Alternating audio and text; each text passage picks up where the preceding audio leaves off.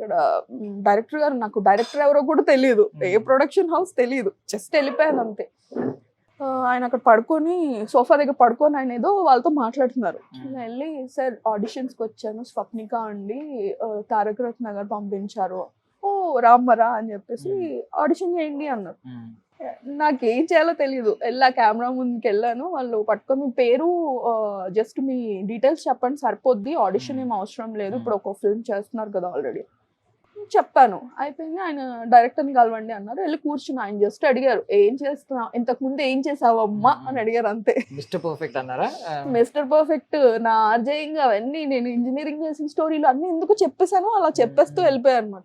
ఆయన వెంటనే 10 నిమిషాలకి, ఒక్క నిమిషం అమ్మా, ఈ అమ్మాయి సెలెక్టెడ్, ఈ అమ్మాయిని ఓకే చేసేయండి, పేమెంట్ అది మాట్లాడేసేయండి అన్న. ఓ వావ్ అనుకొని అది అలా స్టార్ట్ అయింది. కాకపోతే ఒక్క సీన్ అని చెప్పి తీసుకెళ్లారు. ఈ అమ్మాయి బాగా చేస్తుంది, కామెడీ వస్తుంది అని తెలియగానే, కామెడీ వర్కౌట్ అవుతుంది అని తెలియగానే హీరో అంటే ఆయనే రైటర్ కదా, అప్పటికప్పుడు ఈవినింగ్ రోజు కూర్చొని రాసేవాళ్ళు అవి. అలా మొత్తం ఫస్ట్ హాఫ్ అంతా ఉన్నా. ఫస్ట్ హాఫ్ రష్ అంతా చూసిన తర్వాత ఆయనకి ఏమనిపించింది, హీరోయిన్ తినేసింది పిల్ల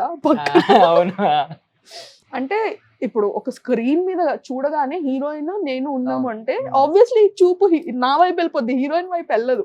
అమ్మాయి పక్కన చిన్నగా ఇంత ఉంది, మనం ఇంత ఇలా కనిపిస్తున్నాం, చూడగానే ఇట్లా వెళ్ళిపోతాయి కళ్ళు.